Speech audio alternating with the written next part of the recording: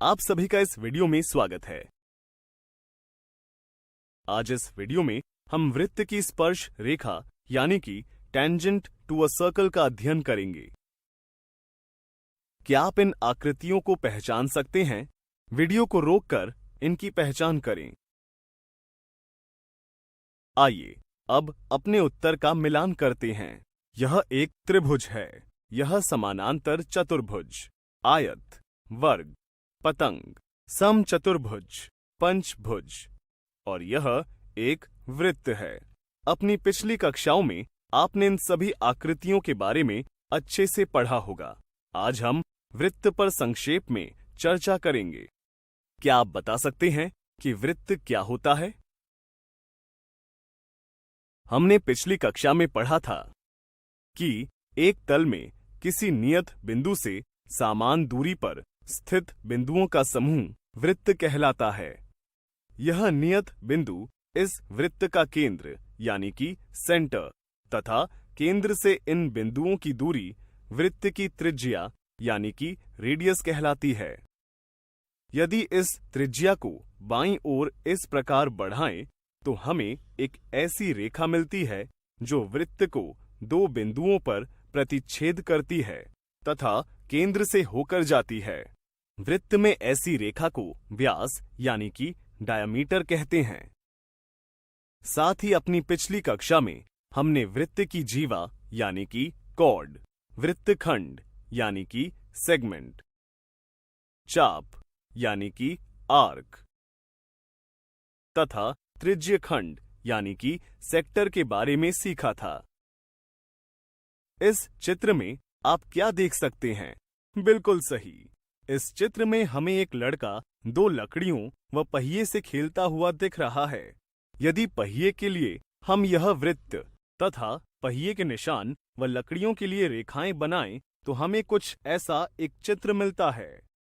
इस चित्र को देख आप वृत्त व रेखाओं के विषय में क्या टिप्पणी कर सकते हैं?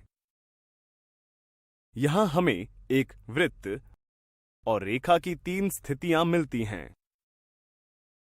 स्थिति 1 में रेखा माना PQ वृत्त को किसी बिंदु पर प्रतिच्छेद नहीं करती है।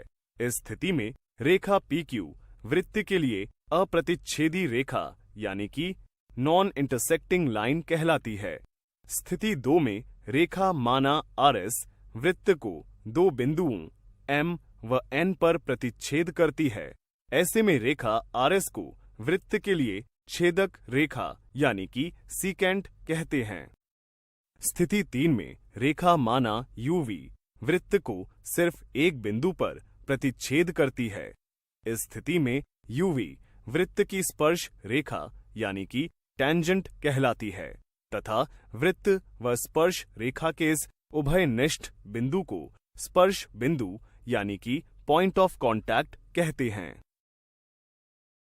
अतः हम कह सकते हैं कि किसी वृत्त की वह रेखा जो उसे केवल एक बिंदु पर प्रतिच्छेद करती है वृत्त की स्पर्श रेखा यानी कि टेंजेंट कहलाती है। क्या आप बिंदु M से इस वृत्त पर अन्य कोई रेखा खींच सकते हैं? आइए मिलकर कोशिश करते हैं। इस बिंदु M से वृत्त पर कुछ रेखाएं खींचते हैं। आप देख सकते हैं कि सभी रेखाएं वृत्त को बिंदु M के अलावा एक और बिंदु पर भी प्रतिच्छेद करती हैं। इसलिए यह सभी रेखाएं वृत्त की छेदक रेखाएं हैं। परंतु रेखा PQ वृत्त को सिर्फ एक ही बिंदु M पर प्रतिच्छेद करती है, जो वृत्त की बिंदु M पर स्पर्श रेखा है। अतः इस क्रियाकलाप से हम यह निष्कर्ष निकाल सकते हैं कि वृत्त के एक बिंदु पर केवल एक ही स्पर्श रेखा होती है। साथ ही अगर आप यहां देखें तो पाएंगे कि रेखा PQ के अलावा सभी रेखाओं को रेखा PQ की स्थिति में लाते हुए उनका बिंदु M के अतिरिक्त अन्य प्रतिच्छेद बिंदु M के निकट आता रहता है और अंत में वह बिंदु स्थिति PQ पर बिंदु M के संपाती हो जाता है। इस तरह हम देखते हैं कि किसी वृत्त की स्पर्श रेखा छेदक रेखा की एक विशिष्ट दशा है। जहां संगत जीवा के दोनों सिरे संपाती हो जाते हैं। क्या आप बता सकते हैं कि एक वृत्त की कितनी स्पर्श रेखाएं हो सकती हैं? इस प्रश्न पर विचार कीजिए। इसकी चर्चा हम अपनी अगली वीडियो में करेंगे।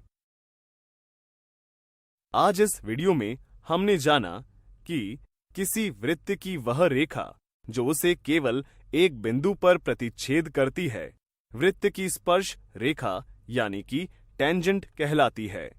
वृत्त व स्पर्श रेखा के इस उभयनिष्ठ बिंदु को स्पर्श बिंदु कहते हैं। वृत्त के एक बिंदु पर केवल एक ही स्पर्श रेखा होती है। किसी वृत्त की स्पर्श रेखा छेदक रेखा की एक विशिष्ट दशा है, जहां संगत जीवा के दोनों सिरे संपाती हो जाते हैं। अगली वीडियो में हम स्पर्श रेखा से जुड़े कुछ और दिलचस्प तथ्यों के बारे में जानेंगे।